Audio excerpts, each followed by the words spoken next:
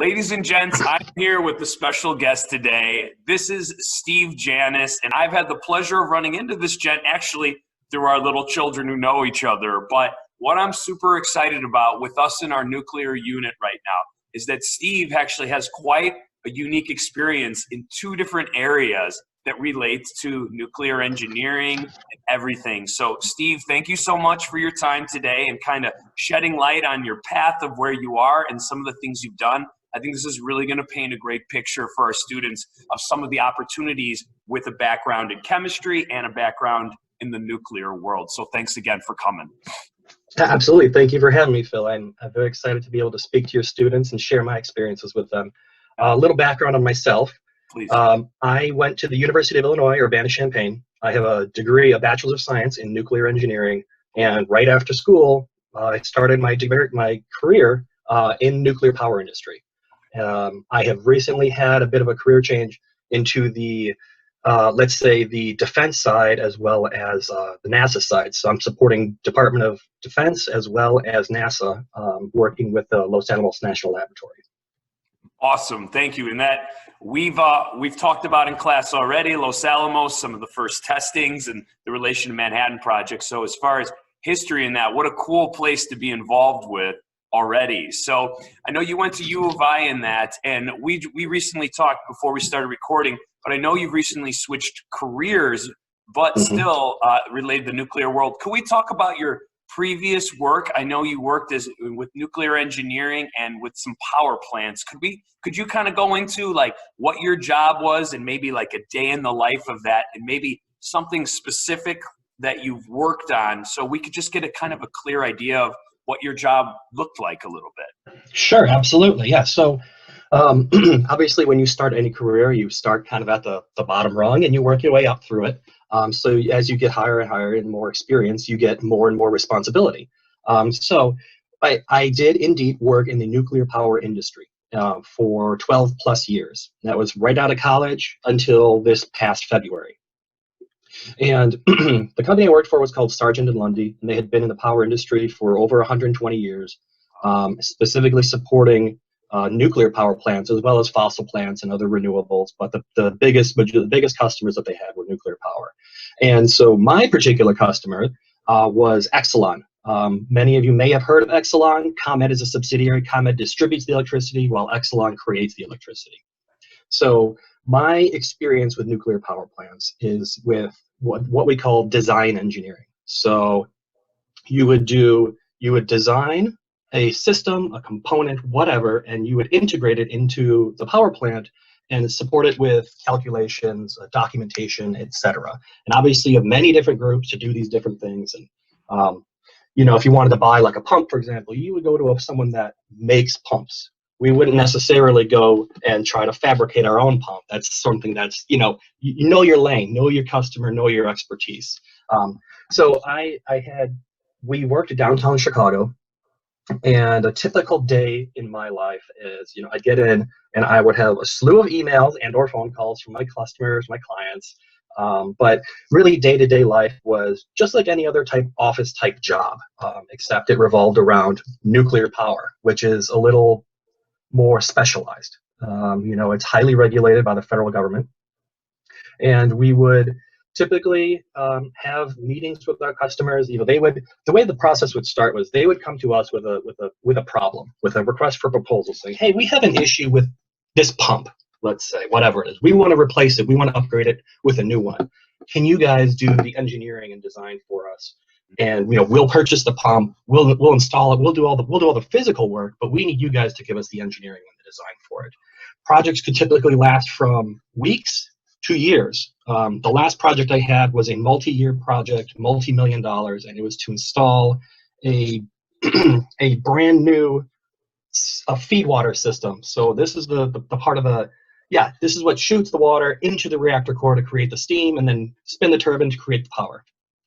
The issue that the plant was having was they would not be able to avoid a down power or a reactor trip if one of their existing pumps failed. So if one of their pumps went down, the whole unit would have to go down. And they didn't want to do that because it's a lot of money. It's about $1 million a day in revenue to operate one unit. So it was a big loss for them. So they were willing to spend a lot of money to do this. And that was an exciting project. It was very challenging, but very rewarding as well. I had it from start to finish. I saw the whole process. It was my biggest project that I had had, so I was glad to be able to have that before my career change into what I'm doing now. Wow. So when you're doing this and they come with a problem, are you kind of the man in the middle? Like you're talking to the company that has feed water systems. You're talking to the plant. You're also talking about installation. How can we do it as quick as possible, as safe as possible, so that we save money and we do it efficiently? So are you kind of like the big picture and pulling all the pieces together to make sure it happens? And then do you deliver like that plan to the company? Like, this is what we suggest is the best option? Yes, that's exactly right. And then if they say, yep, that's what we want, that's how we want to do it, go ahead. We're going to, checks in the mail. We're going to turn you guys on, start doing your work. And that's typically how it would go. Is we were the go-between. So we would have the customer on one side, we would have the vendors and the equipment suppliers on the other side. You'd have, the other specialty groups like reactor vendors and things like that. And we're the ones kind of coordinating, communicating everything with them. But then ultimately, at the end of the day, we take all their bits and pieces and put it into one design package that says, here are your calculations, here are all your drawings, here's all your piping, here are your pumps, all this stuff, here are your installation instructions. And that goes to them, and then they ultimately install it. And during the installation phase, they inevitably have questions, and they say, hey, we want to make a little change here, a little change there. Is that okay? So it's a soup to nuts type thing. It's very start to finish. It's from the very, very beginning of, here's what we're thinking we want to do, all the way to the end of when it gets tested and turned over to the plant for operation. What a cool, rewarding thing. You're helping create power we know that has very no emissions, right? But also, I can imagine everything you learned in college, when you were on the job, did you feel like every problem-solving experience you did you continue to learn even more and more about nuclear? Was this a job that you were constantly learning just because you talked to a new vendor or you had a new experience in that? Certainly, absolutely. And I would say I learned more practicum on the job and more theory and application in school. I would say doing nuclear engineering in school is very much geared toward reactor design and things like that, which is not what I was really hoping to get into. My specialty that I chose in school was for power plants. So yeah, I got the whole big picture of how they work, how they operate, and how they do everything, but we didn't get into any sort of like, here's how you size pipe, here's how you correct the right material, here's how you size a pump to make sure it delivers the right flow. That was all on the job type stuff. So while I learned a tremendous amount in school, yes, absolutely. And it was really, I think the biggest benefit was going to an engineering college.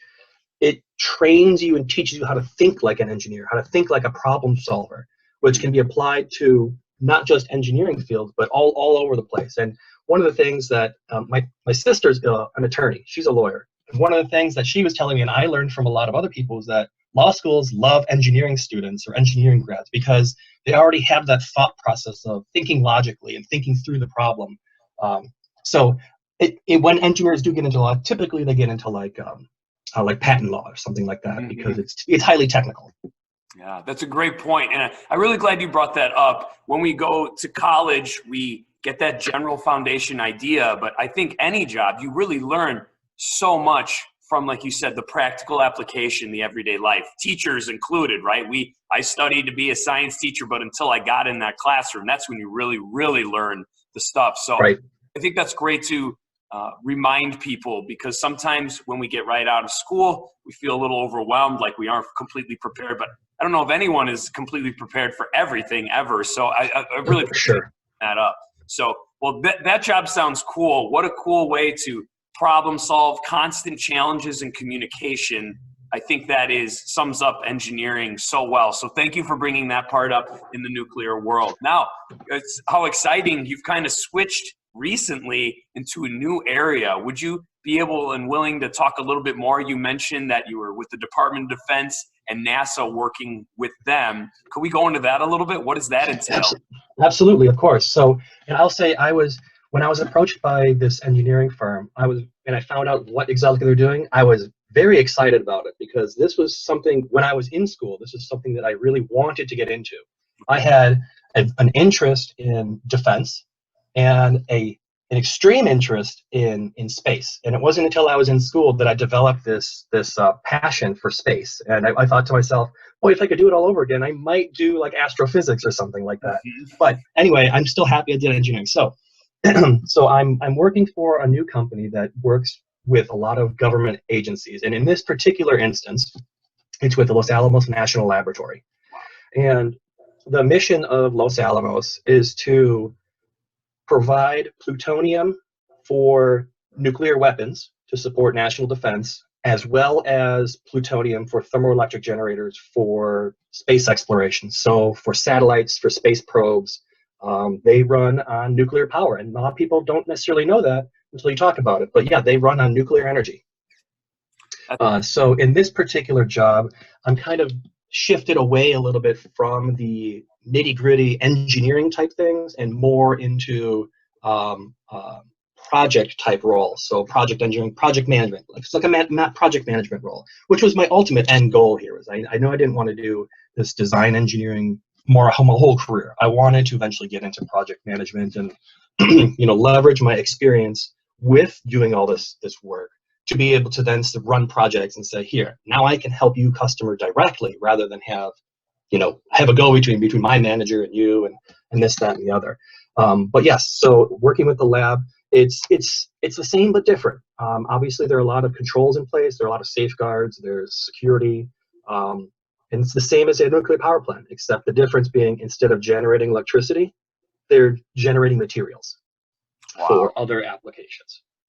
That's incredible. So with the plutonium and that, if NASA comes to you and says, hey, we're trying to get a rover that's going to last, or, well, I guess maybe not just a rover, but something that's going to go out and to the outside our solar system, and that we obviously have to have an energy that's going to last, especially the further away you get. Solar, isn't as easy. So they could bring you with that problem, and would it be a group of people that would work together to like say, hey, we're trying to supply this fuel source? Or am I kind of off on where your guys are headed in that?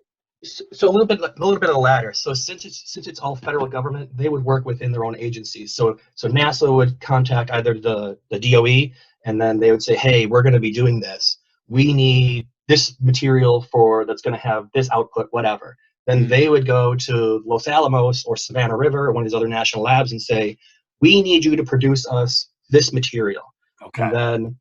And then what we would do was help the lab with any sort of equipment design or new equipment that they might need in order to actually complete that fabrication of that component. Cool.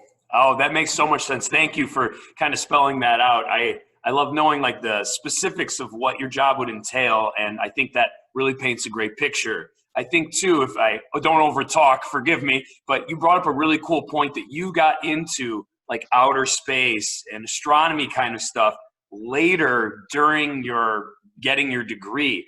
I just like to bring up to students, I think when we go in one avenue, sometimes there's ways to follow your passions without specifically majoring in that. So how cool that you get to interact with something you know well and enjoy, but it also affects an interest or passion you have, like outer space. I think that's cool how those things can meld sometimes. Yeah, absolutely. And that one of the things I'll always like to tell students that are thinking about, hey, I'm going to college. What should I go study? I'd say, well, what are you interested in?